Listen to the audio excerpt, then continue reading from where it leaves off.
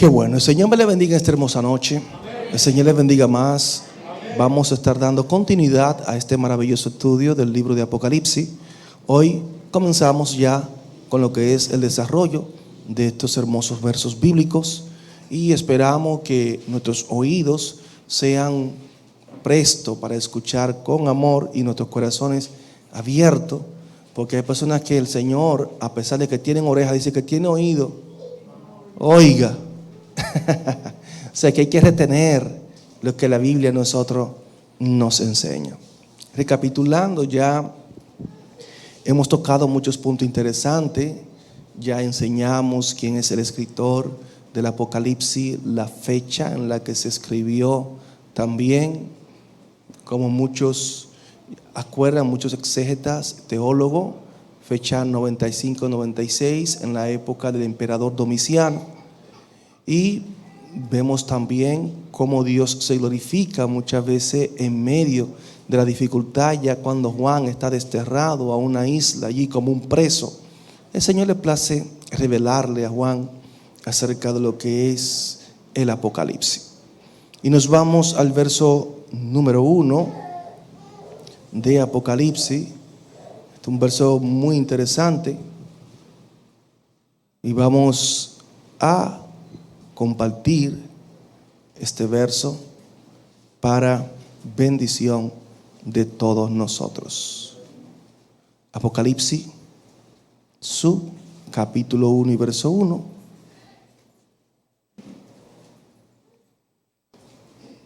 Dice: en el nombre del Padre, del Hijo, del Espíritu Santo. Amén. La revelación de Jesucristo que Dios le dio para manifestar a su siervo las cosas que deben suceder pronto, y la declaró enviándola por medio de su ángel a su siervo Juan. Dice versos 2 y 3 que ha dado testimonio de la palabra de Dios y del testimonio de Jesucristo y de todas las cosas que ha visto. Bienaventurado el que lee y los que oyen las palabras de esta profecía y guardan las cosas en ella escritas, porque el tiempo está cerca. Wow. Qué palabra tan poderosa. Dios añada bendición a su santa y bendita palabra. Vemos aquí una vez más cómo comienza este poderoso verso, hablando de la revelación de Jesucristo. La revelación. Y vemos aquí la palabra revelación. Esta palabra es la que nosotros estamos utilizando en el griego, y es la palabra apocalipsis, que es descubrir, desvelar, quitar un velo. Eso es lo que Pablo, lo que Juan nos está expresando a todos. La revelación. La palabra apocalipsis. Esa revelación, amado, contiene un mensaje de esperanza para todos nosotros. Un mensaje que posiblemente muchos no lo conocieron. Y yo quiero que usted pueda tener su corazón abierto acerca de todo lo que el Señor nos quiere dar a través de este libro. Es poner a la vista algo que está oculto, descorrer las cortinas, quitar la cubierta. Es la etimología de esta palabra. De modo que vemos aquí el Señor, como hablamos, utilizando alegorías, utilizando símbolos. El asunto es que hay un mensaje que Dios le va a dar a todos los que son siervos de Él. Dice este verso inicial de Apocalipsis Y es bueno que todos podamos asimilar lo que el Espíritu nos dice a nosotros como iglesia. La revelación de Jesucristo que Dios le dio para manifestar a su siervo las cosas que deben suceder, que Dios le dio. Hay muchas personas que se detienen y dicen, ¿se dan cuenta ustedes que Dios es quien le está dando a Jesucristo la revelación? ¿Y sabes qué? No es mentira que Dios, el Padre, quien le está dando.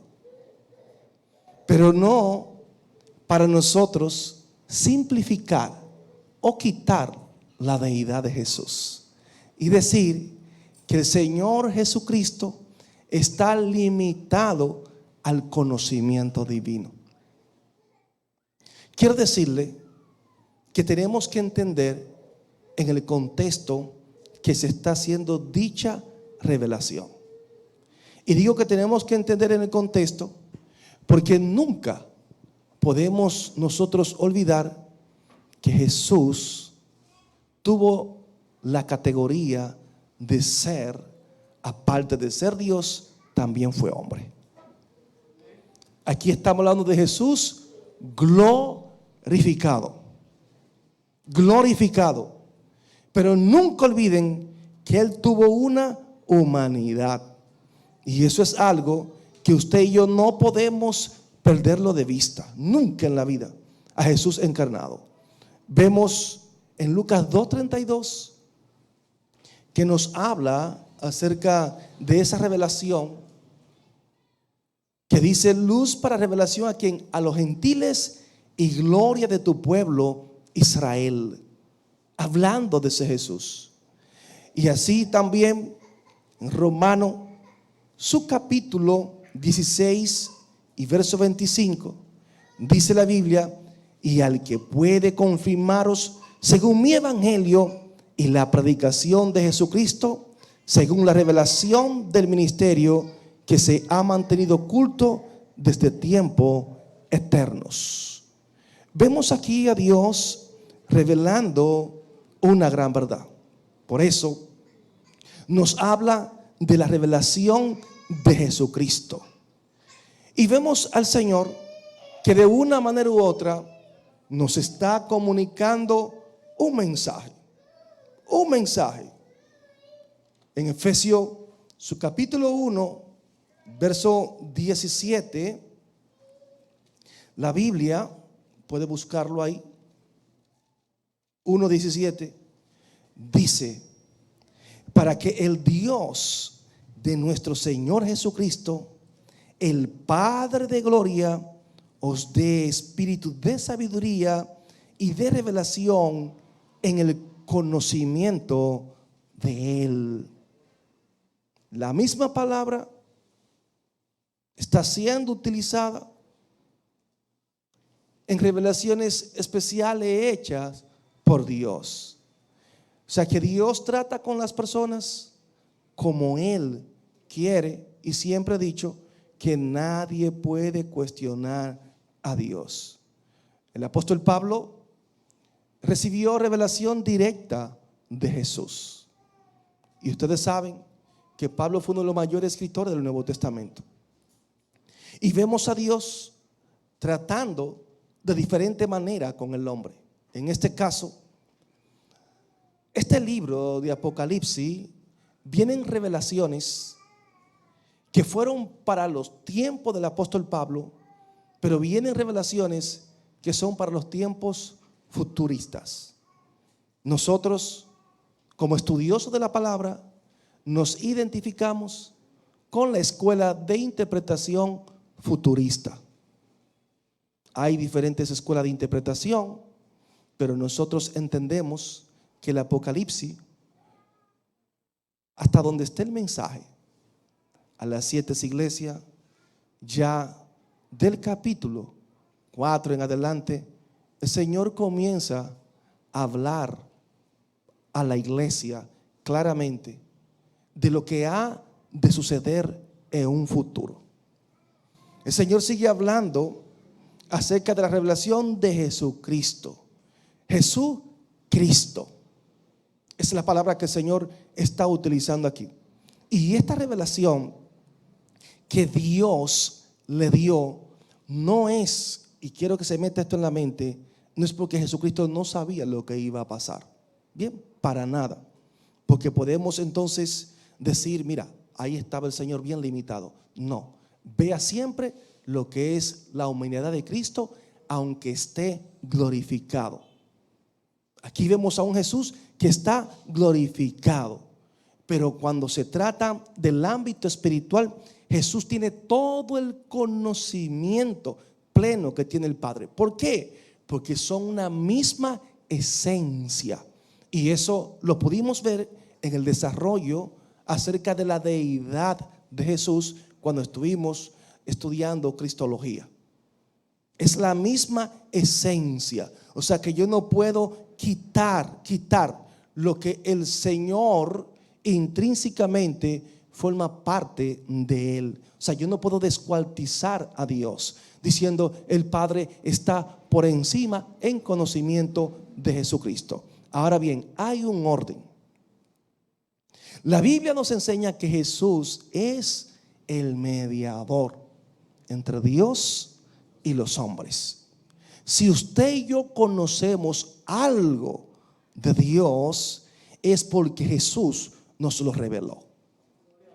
Si el hombre sabe algo de Dios, lo poco que sabemos es porque el Señor en su infinito amor y misericordia se ha revelado a los hombres a través de su Hijo Jesucristo. Eso es lo que nosotros estamos viendo aquí.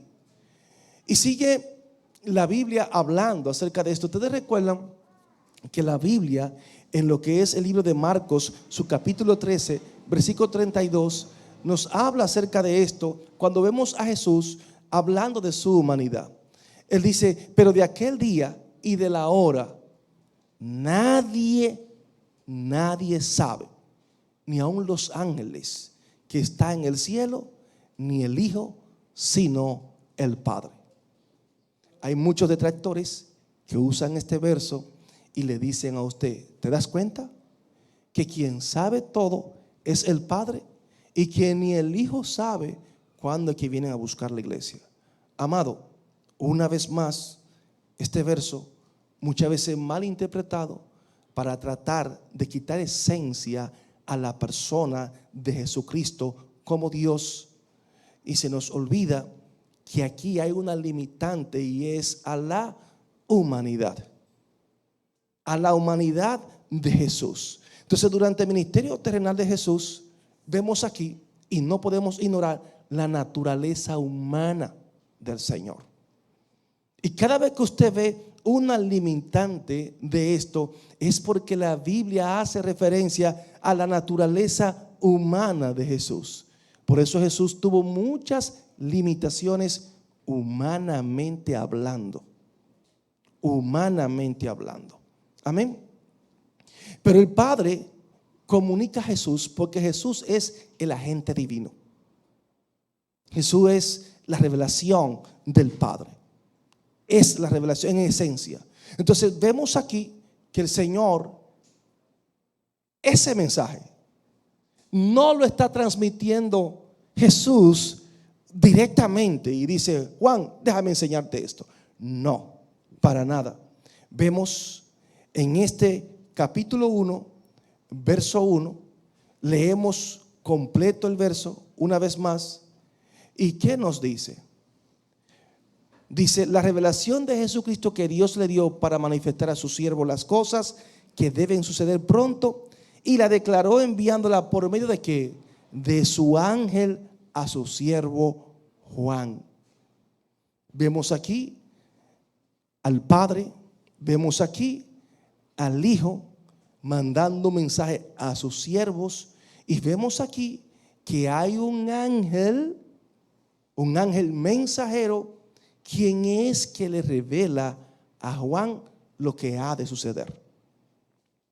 Y por eso es una de la naturaleza de este libro, es la escatología, que es estudiar los eventos del porvenir.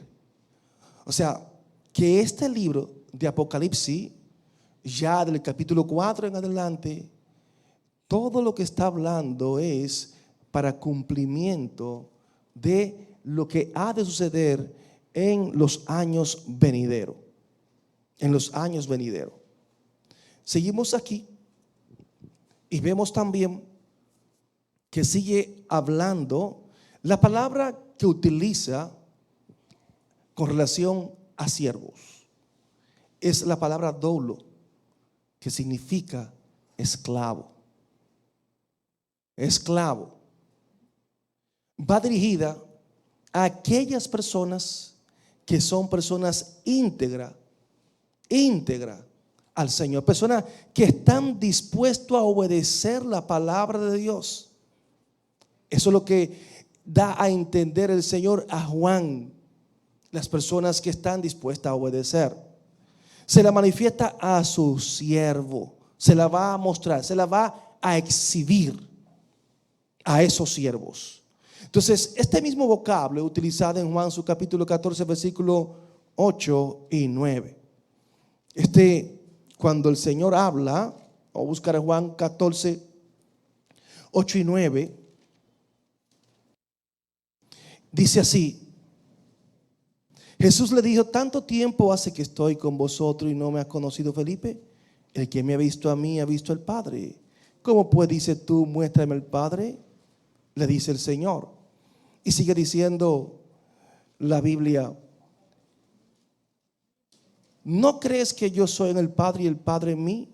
Las palabras que yo os hablo no las hablo por mi propia cuenta, sino que el Padre que mora en mí, Él hace la obra. El Padre que mora en mí. Aquí vemos nosotros, una vez más, los discípulos interesados en saber quién es el Padre.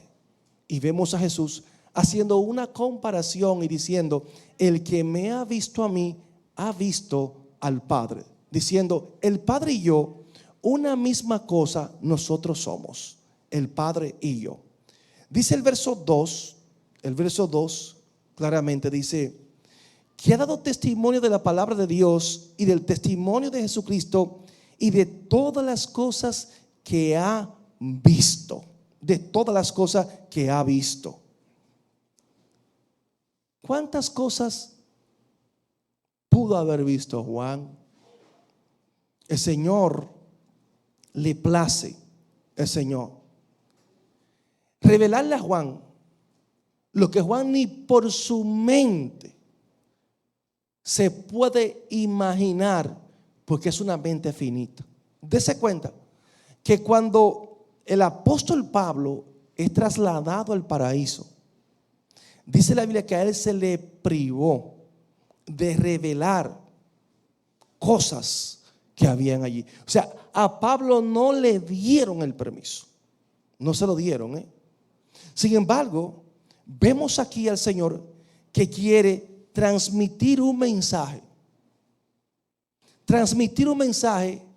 a todos los siervos de Él, pero no de esa época, sino también de la época venidera, porque aquí estamos nosotros como iglesia con el libro de Apocalipsis en la mano y estamos recibiendo un mensaje que hace casi 2000 años atrás, casi 2000 años, la iglesia lo recibió. O sea que somos nosotros privilegiados de esa revelación, de ese testimonio de Jesucristo, de todo lo que el Señor va a revelar. Y es así que el verso 3 dice: bienaventurado el que lee. O sea que si usted y yo estamos aquí en esta noche, somos bienaventurados. Y es la palabra griega makairo, que significa dichoso, los que leen. O sea que usted y yo somos personas demasiado privilegiados que estamos aquí.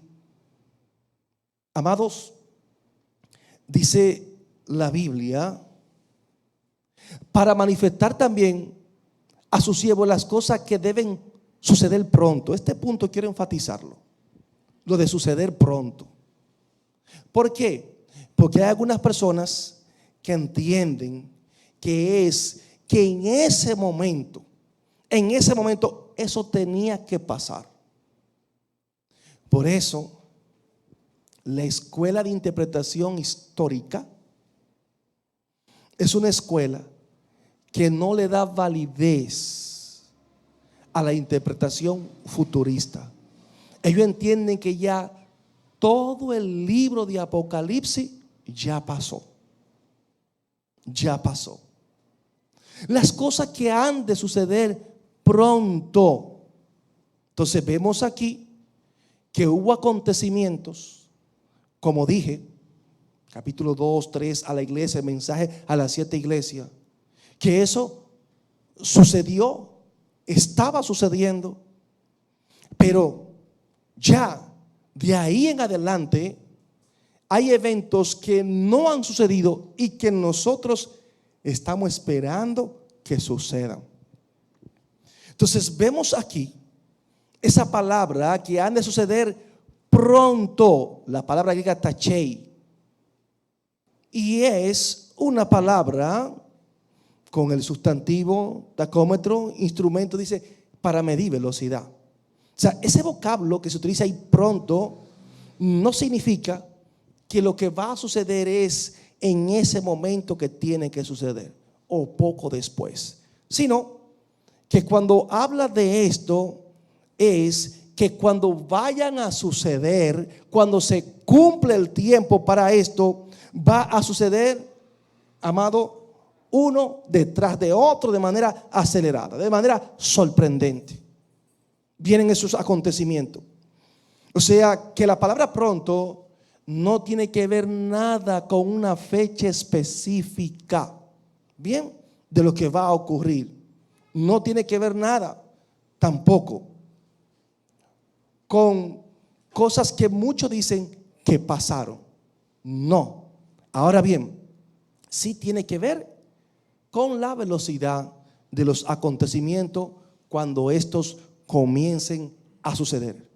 O sea, cuando Dios diga, viene esto y comienza el juicio, viene el otro detrás, viene el otro detrás, viene el otro detrás. O sea, que no van a durar años y años para que sucedan, sino que cuando esta palabra ya tenga cumplimiento, tenemos que sentarnos y pedir misericordia a Dios, porque nadie lo va a detener. Amén. Nadie. Entonces, es bueno que tengamos este punto bien claro, amados hermanos. ¿Por qué? Porque tarde o temprano esto se va a hacer una triste realidad. Y hay muchos que ignoran en realidad la palabra del Señor, y hay muchos también que no les interesa que se hable de esto, porque ustedes saben que lamentablemente el libro de Apocalipsis contradice muchas enseñanzas hoy en día. Por ejemplo, nosotros hablamos y predicamos acerca de un Dios de amor, y es verdad que la Biblia habla de un Dios de amor, pero en Apocalipsis usted va a ver un juez también. Usted va a ver a un Dios haciendo justicia, a un Dios castigando a los malos, y esto es algo que usted y yo no podemos ignorar. No lo podemos ignorar, iglesia del Señor. O sea, esto va a acontecer.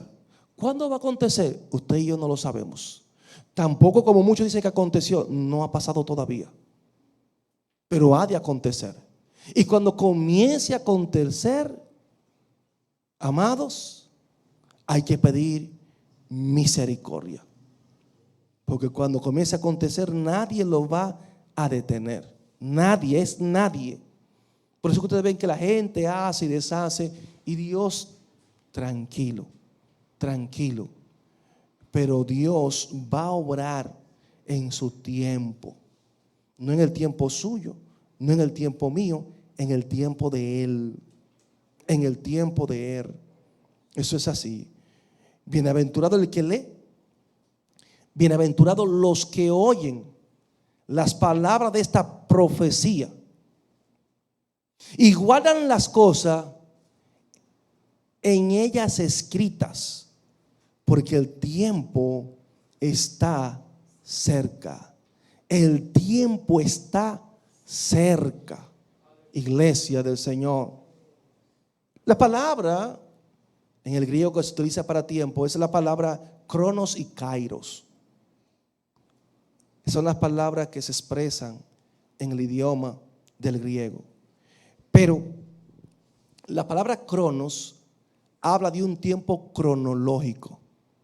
Es lo que nosotros conocemos, ese tiempo, en febrero, enero, marzo, el año pasado, esos cronos, ese tiempo cronológico.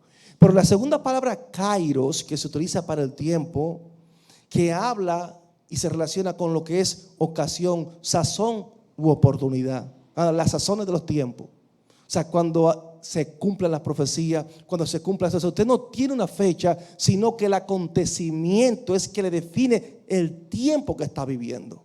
Entonces, esa palabra, porque el tiempo está cerca, esa palabra es la que está utilizando aquí el apóstol Juan. Es la que el Señor le está revelando. O sea, que solamente Dios sabe cuando esto ha de suceder. El tiempo está cercano. Francisco de la Cueva habla de esa expresión cercano. Y esa expresión dice de la siguiente manera, que indica proximidad desde el punto de vista de la revelación profética, no que el suceso haya de ocurrir necesariamente de inmediato. Eso es lo que nos da a entender, lo que quiero que todos entendamos. O sea, que Juan está recibiendo aquí la revelación y esto, cosas, el capítulo 1, 2, 3 son cosas que estaban pasando en la iglesia. Estaban pasando en la iglesia. Pero vemos el avance de la iglesia, de lo que Dios está revelando a la iglesia y de los sucesos que han de venir más adelante. Capítulo 6 adelante comienza una serie de juicios y de sucesos, amados hermanos, y estos son tiempos proféticos. Tiempos proféticos. Esa revelación es para que nosotros, como iglesia, podamos asimilarla, podamos entenderla. Y que el tiempo de Dios ningún hombre lo va a determinar. Pastor, explíquese. Miren, amado, cuando yo veo esto y digo, wow, aquí yo puedo entender unas cuantas verdades. Pastor, ¿cómo cuál? Sencillo. Ustedes han oído hablar del dominionismo, de Kingdom Now, el reino ahora. ¿Quién establece el reino ahora? Lo establece el Señor. El hombre no lo define. La iglesia no puede definir el tiempo cuando el Señor va a tomar dominio sobre la tierra. Entonces hay una tendencia en la iglesia, de la iglesia tomar los estamentos del Estado, volverse en las autoridades del mundo y tomar como el control secular. Porque esta teología torcida entiende que cuando ellos logren esto, entonces ya le han preparado la plataforma para que el Señor se manifieste. Y vemos que no es la iglesia la que determina cuándo el Señor viene, sino que es el Señor quien determina cuándo viene a buscar su iglesia. O sea que eso no está en las manos de nosotros. No está. El Cairo es de Dios, no es de los hombres. Así que eso es algo que todos debemos de respetar.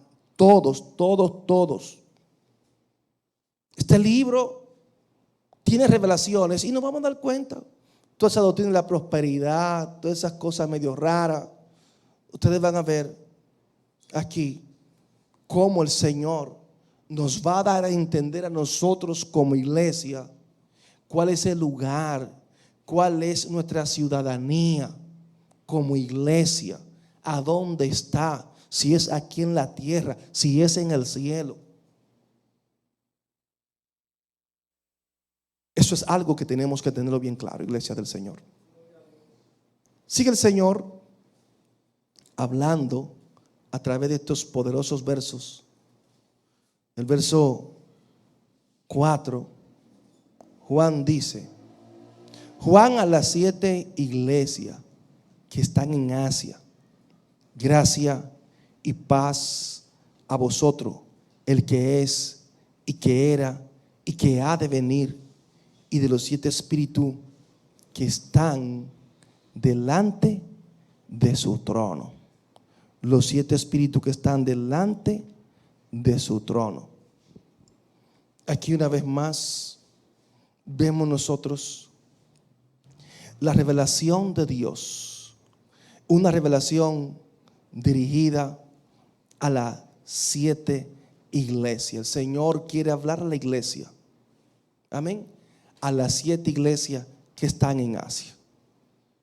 Yo quiero decirle a ustedes que no habían solamente 7 iglesias en Asia. Había más iglesias.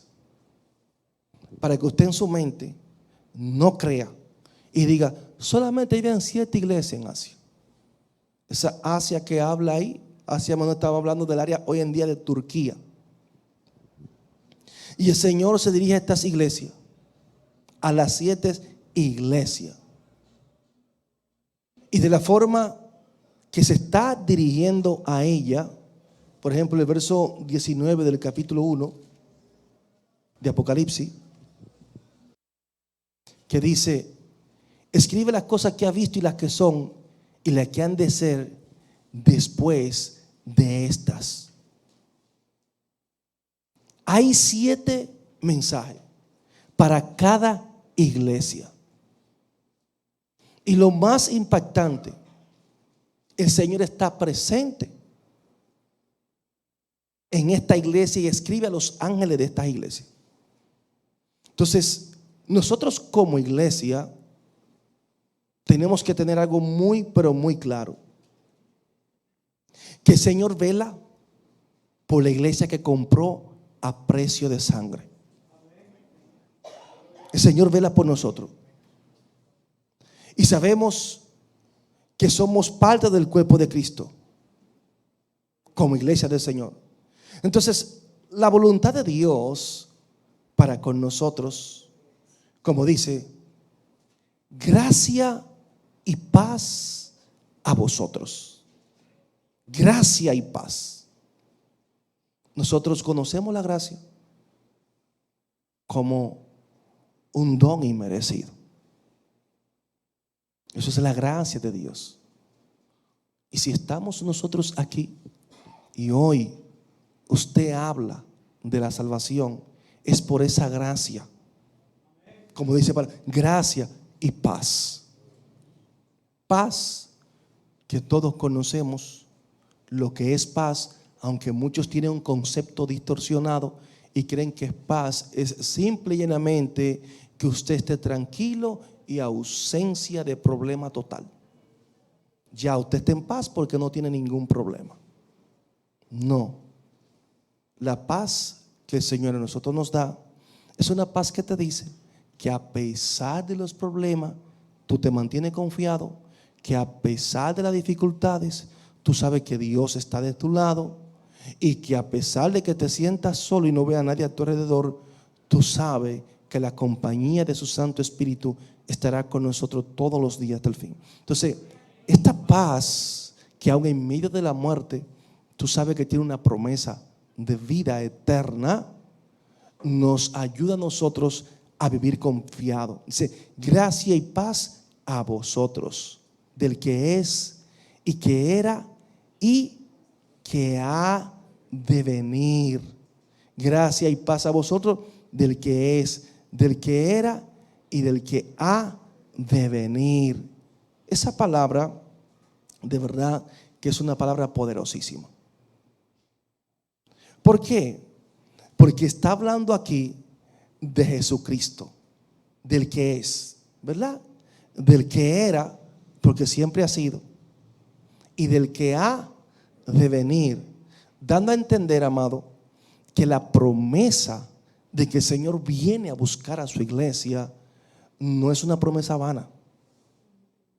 O sea, el Señor viene a buscar su iglesia y nosotros De verdad que como iglesia, esta promesa tiene que ayudarnos a mantenernos cada día más confiados y entender que las promesas de Dios son fieles y verdaderas. Fieles y verdaderas. Y que tú y yo no podemos pasarla por alto, porque Dios va a cumplir su palabra. Dios la va a cumplir. Las 7 iglesias que están en Asia. Amén. Asia Menor. Y de verdad, estas iglesias, el Señor tiene un mensaje específico para cada una de ellas. No es el mismo mensaje. ¿Por qué?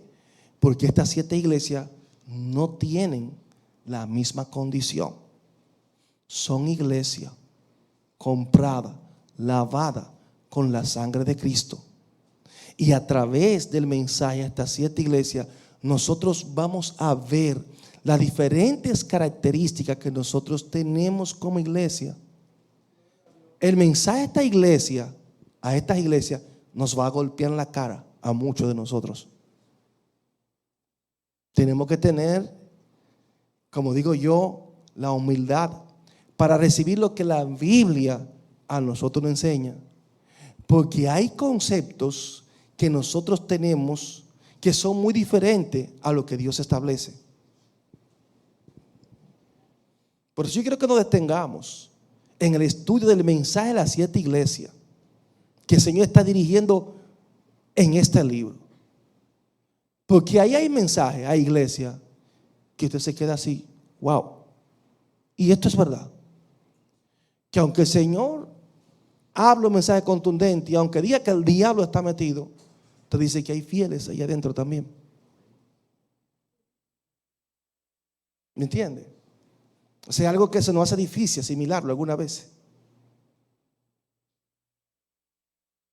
Y de verdad que vale la pena que estudiemos todo esto. Vale la pena.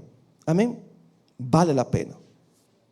Entonces vemos aquí a Juan que nos está dando de lo que el ángel le está mostrando. El verso 4 sigue Juan hablando. Dice, y de los 7 espíritus que están delante de su trono. Ustedes saben que 7 es el número perfecto, que hablamos de esto, es el número perfecto. El número con el cual Dios se identifica, el 7. El número de Dios. El 6, el número del hombre. Pero hablando de los 7 espíritus, aquí, el que tiene oído, oiga lo que el Espíritu dice a las iglesias. Hablando Juan, hablando de esos 7 espíritus, las 7 iglesias, amados, nosotros vamos a ver seres que Juan está viendo en el cielo, que usted y yo, con una mente pentecostal, ¿sabe cómo somos nosotros? Vamos a reprender al diablo. Pastor, ¿cómo así? Si usted ve lo que Juan está viendo allá, y ojo por aquí, usted va a decir, vi un demonio, y tenía ojo por aquí, tenía ojo por allí. Amados, lo que pasa es que algunas veces usted y yo tenemos un concepto ya, y yo siempre digo, mira, el problema de nosotros como iglesia es que encajonamos a Dios a una forma. Y si el Señor no se revela de esa forma, entonces, de la forma que yo creo, y muchas veces no veo otra forma que la Biblia me habla, entonces ya no es Dios. Ya no es Dios. No sé si ustedes recuerdan en algunas predicaciones que yo he hablado de la experiencia del profeta Elías. Elías pasa por un momento y él necesita que Dios haga algo con él. Y en una cueva hay diferentes manifestaciones. Y de verdad que las manifestaciones que Él revela, yo creo que todos nos identificamos con ella. El fuego, el terremoto, ya usted sabe, porque entendemos como esa parte de que Dios solamente se puede manifestar así. ¿Me entendió? Pero cuando hablamos de un silbo apacible, entendemos que ya ahí no está Dios. Se apagó esto. Se apagó el culto. Se fue Dios. Si había fuego, está Dios. Si tembló el lugar y el templo se está por derrumbar, ahí está Dios. Pero si todo está calmado y tranquilo, y tal vez usted siente su corazón compungido y comienza a llorar quebrantado, fácilmente el que está expectante y espectador dice, bueno, se fue Dios de este lugar. Entonces en el cielo vamos a ver diferentes revelaciones de seres divinos. Aquí Él dice, habla de los 7 espíritus que están delante del Señor. Muchos intérpretes entienden aquí claramente que está hablando del Espíritu Santo en su plenitud. Eso entienden algunos. En su plenitud, ahí está Dios manifestándose. Cuando habla de los 7 espíritus de Dios.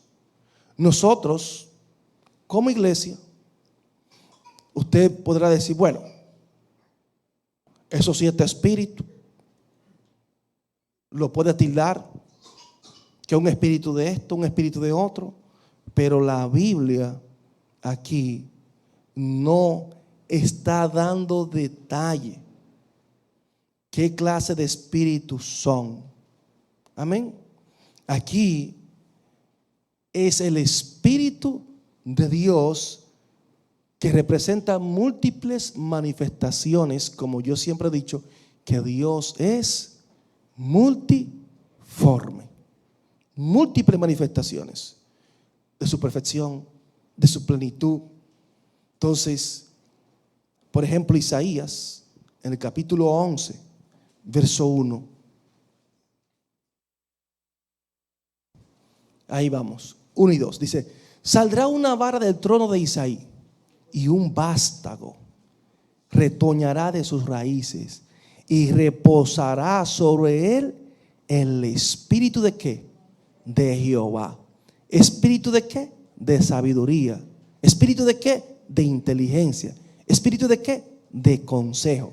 ¿Espíritu de qué? De poder. ¿Espíritu de qué? De conocimiento y de temor de Jehová. ¿Entiende? O sea, ¿qué nosotros vemos aquí? Diferentes manifestaciones del Espíritu de Dios en la vida de una persona. Diferentes manifestaciones. O sea, que no podemos limitar a Dios y decir que Dios solamente se manifiesta de una manera. Ahí nunca caiga, iglesia del Señor, no nos equivoquemos. Bien, en ese aspecto tenemos que tener una mente un poquito más abierta y entender que Dios se revela de diferentes maneras. De diferentes maneras. Y glorificamos a Dios porque usted y yo podemos entenderlo. Lo podemos entender. Hay otros que lamentablemente no lo entienden. No lo entienden. Entonces aquí vemos cómo Dios llena su plena capacidad a su iglesia. Lo llena. O sea que el Señor es poderoso. Y aún Juan posiblemente hace alusión a lo que es Zacarías 4, 1 al 10.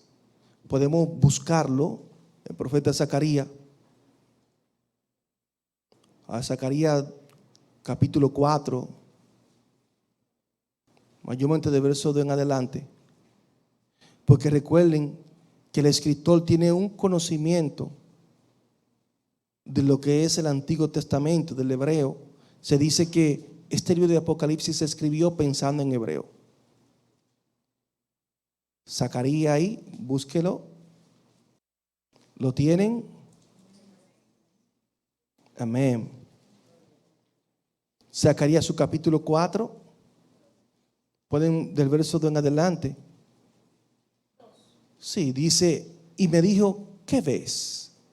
Y respondí, he mirado, y he aquí un candelabro todo de oro, con un depósito encima, y sus 7 lámparas encima del candelabro, y 7 tubos para las lámparas que están encima de él, y junto a él 2 olivos, el uno a la derecha del depósito y el otro a su izquierda. Proseguí y hablé diciendo a aquel ángel que hablaba conmigo, ¿qué es esto, Señor mío? Y el ángel que hablaba conmigo respondió y me dijo, ¿no sabe qué es esto? Y dije, no, Señor mío. Entonces respondió y me habló diciendo, esta es la palabra de Jehová a Zorobabel, que dice, no con ejército ni con fuerza, sino con mi espíritu, ha dicho Jehová de los ejércitos. ¿Quién eres tú, oh gran monte? Delante de Zorobabel serás reducido a llanura. Él sacará la primera piedra con aclamaciones de gracia, gracia a ella. Vino palabra de Jehová a mí diciendo, las manos de Zorobabel echarán el cimiento de esta casa y sus manos la acabarán, y conocerás que Jehová de los ejércitos me envió a vosotros, porque lo que menospreciaron el día de las pequeñeces se alegrarán y verán la plomada en la mano de Zorobabel. Estos 7 son los ojos de Jehová que recorren toda la tierra. Estos 7 son los ojos de Jehová que recorren toda la tierra. Amén.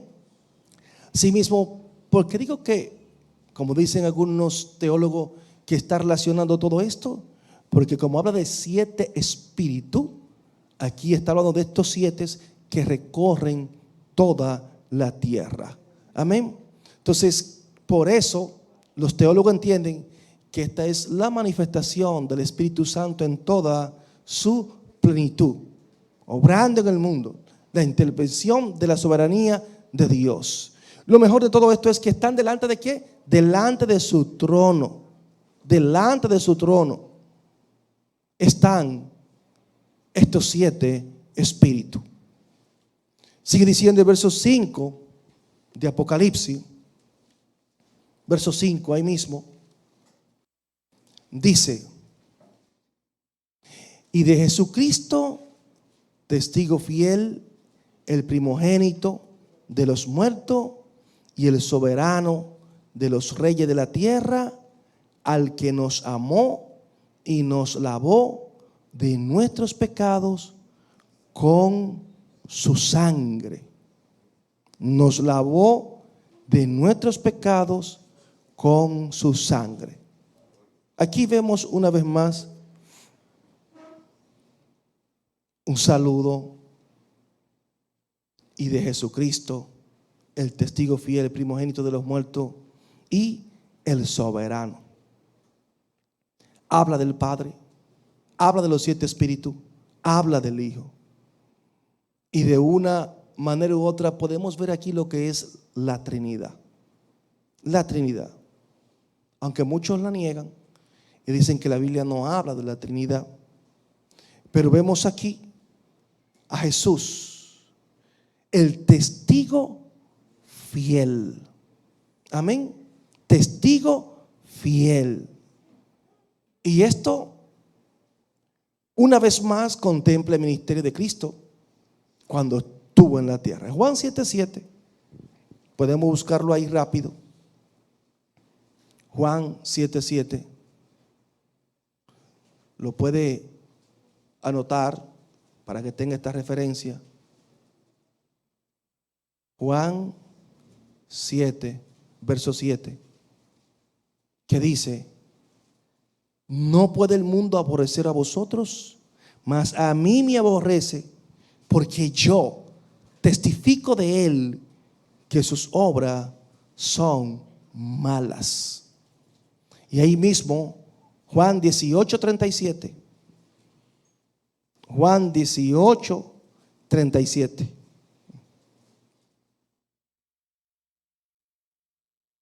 ¿Qué dice? Le dijo entonces Pilato: ¿luego eres tú rey? Respondió Jesús: tú dices que yo soy rey. Yo para esto he nacido y para esto he venido al mundo, para dar testimonio a la verdad. Todo aquel que es de la verdad oye mi voz. Y 1 Timoteo 6:13 también. Ahí, apunte ese verso. 1 Timoteo 6:13. Que dice: te mando delante de Dios, que da vida a todas las cosas, y de Jesucristo, que dio testimonio de la buena profesión delante de Poncio Pilato. Por eso, de Jesucristo el testigo fiel, el primogénito de los muertos. Entonces vemos aquí presentando a Jesús como el primogénito de los muertos, como testigo fiel, como primogénito de los muertos. Entonces, y de verdad, la palabra que utiliza aquí como primogénito es prototokos, que sugiere la idea de prioridad en cuanto a rango. Cristo como el primogénito de los muertos. Esa palabra de rango, recuerden que primogénito no solamente significa primero, sino principal. Ese es otro significado de la palabra primogénito, principal. Porque si usted toma esto de primogénito de los muertos, usted sabe que Jesús no fue el primero que murió. No, otros murieron antes que él. Pastor, pues entonces fue el que resucitó. Bueno, pues otros resucitaron también. Tenemos el milagro del Eliseo, cuando lanzan su cuerpo y había un muerto que lanzaron por ahí, chocó con los huesos de Eliseo y volvió a la vida. Y lo que pasó también con el hijo de la viuda y el profeta Elías, que volvió a la vida estando después de muerto. O sea que hay personas que experimentaron la muerte y volvieron a la vida. Pero aquí vemos nosotros a Jesús que está hablando de jefe y de cabeza o autoridad máxima, primogénito de los muertos. Esa es la autoridad máxima.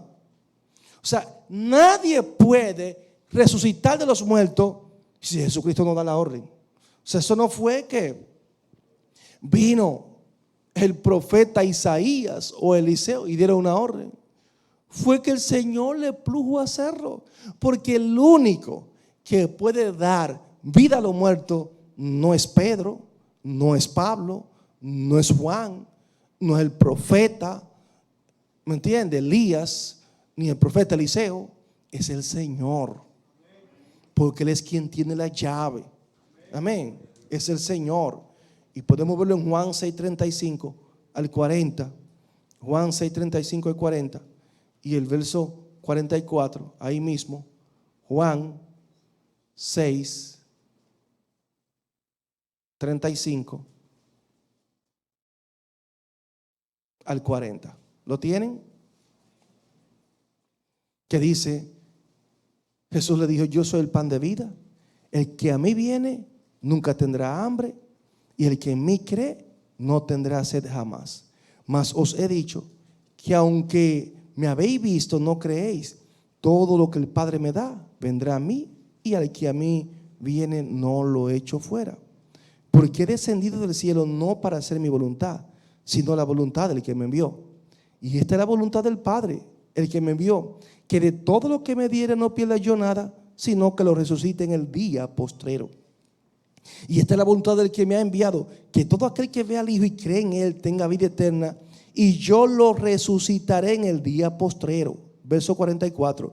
Ninguno puede venir a mí si el Padre que me envió no le trajere, y yo le resucitaré en el día postrero. Entonces, ¿quién es el que resucita? Cristo es el que da vida a los muertos, el primogénito de los muertos. Y sigue diciendo ese verso, y el soberano de los reyes de la tierra. La palabra soberano, que viene de la palabra griega Hohankor, que significa el gobernador, el regidor.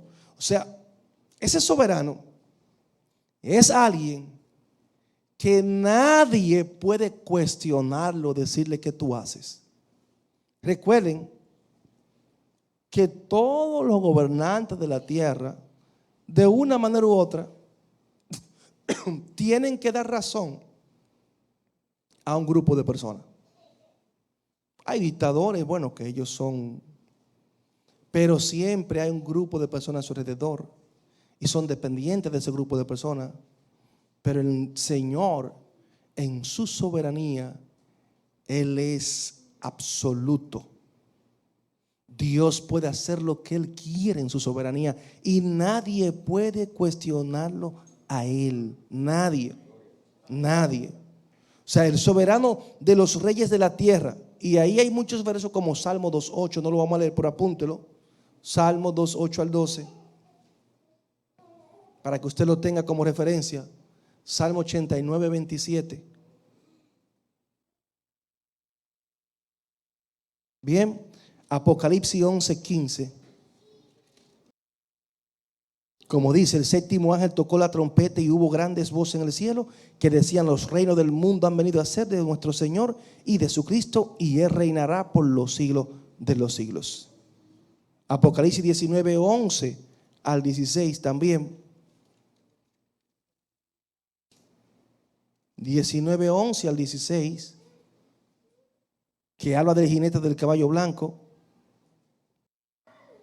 Ahí vemos a ese soberano, a Jesucristo, el soberano de los reyes de la tierra, a quien todo el mundo tiene que rendir honor y pleitesía, y viene con poder y gloria, como dice este verso. Entonces vi el cielo abierto y aquí un caballo blanco, el que lo montaba se llamaba Fiel y Verdadero, y con justicia juzga y pelea. Sus ojos eran como llama de fuego y había en su cabeza mucha diadema y tenía un nombre escrito que ninguno conocía sino él mismo. Y estaba vestido de una ropa teñida en sangre y su nombre es el Verbo de Dios. Y los ejércitos celestiales vestidos de lino finísimo, blanco y limpio, le seguían en caballos blancos. Oiga qué poderosa esta palabra, amados hermanos. Y sigue diciendo: de su boca sale una espada aguda para herir con ella las naciones, y él las regirá con vara de hierro. Y él pisa el lagar del vino del furor y de la ira del Dios Todopoderoso, y en su vestidura y en su muslo tiene escrito este nombre: Rey de Reyes y Señor de Señores. Amén. Aquí vemos nosotros a ese Dios soberano. A ese Dios soberano. Pero lo vemos aquí en una actitud no de sumisión, no, sino que todo el mundo debe someterse a Él. Y el que no se someta a Él tendrá que experimentar la mano poderosa de Dios. La mano poderosa de Dios. Para que entendamos, amado, que Dios, nadie lo puede cuestionar, nadie puede decirle a Dios qué hace, nadie. Por eso Él es soberano. Amén. Él es soberano, fiel, primogénito de los muertos y el soberano de los reyes de la tierra, al que nos amó y nos lavó de nuestros pecados con su sangre. Vamos a terminar esa partecita ahí.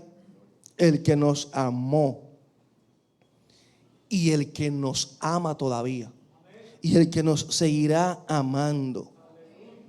Es una realidad continua, amado. O sea, el amor de Dios no es un amor del pasado. No. Hay que utilizarlo también en el presente. Entonces, De verdad que nosotros como iglesia somos personas privilegiadas, porque ese amor de Dios expresado en la cruz es para todos nosotros, pero no en ese momento, sino que ese amor todavía, su misericordia continúa sobre nosotros. ¿Cuántas veces no le fallamos nosotros a Dios? Y cuando vamos contrito y humillado, así Dios nos escucha y Dios nos perdona. Y vemos la obra que hizo en nosotros, nos lavó de nuestros pecados con su sangre. O sea, que nos libró de nuestros pecados. Él nos libró. Y es para que podamos entender la obra de redención efectuada en la cruz. La única sangre, sacrificio expiatorio. Y de la única forma que el hombre ha podido ser salvo, limpio, es a través de la sangre de Cristo. De la única forma que hemos sido nosotros liberados es a través de su sangre. Por ese sacrificio perfecto. Sin ese sacrificio, amado hermano, lamentablemente usted y yo no estuviéramos aquí. Por eso tenemos que ser cada día más y más agradecidos del Señor. ¿Por qué? Porque aquí lo que vemos es cuán grande es su misericordia. Como dice Romanos 3:24, siendo justificados gratuitamente por su gracia. Oiga, ¿sabe lo que es gratis? Cuando a alguien es justificado gratuitamente, es que usted no pagó nada. Por eso que yo siempre digo que los méritos de la salvación son todos de Jesucristo. Usted y yo solamente tenemos que aceptar al abogado, y él es que va a hacer todo ante el juez. Y vamos a salir libres de allí. Estábamos condenados, pero si tú aceptaste al abogado, él te va a defender y te va a salvar. Y eso es lo que dice aquí, siendo justificado gratuitamente por su gracia, mediante que la redención que es en Cristo Jesús, a quien Dios puso como propiciación por medio de la fe en su sangre, para manifestar su justicia a causa de haber pasado por alto en su paciencia los pecados pasados, con la mira de manifestar en este tiempo su justicia, a fin de que Él sea el justo y el que justifica al que es de la fe de Jesús. Damos gracias a Dios porque nos ha dado el privilegio y la oportunidad de reunirnos en esta hermosa noche. Si Dios así lo permite, el próximo martes estaremos dando continuidad al desarrollo de este hermoso estudio y esperando que podamos seguir creciendo en el conocimiento del mismo. Padre, en el nombre de Jesús te damos las gracias, mi Dios. Te doy las gracias, Padre, porque tú eres bueno, para siempre es tu misericordia.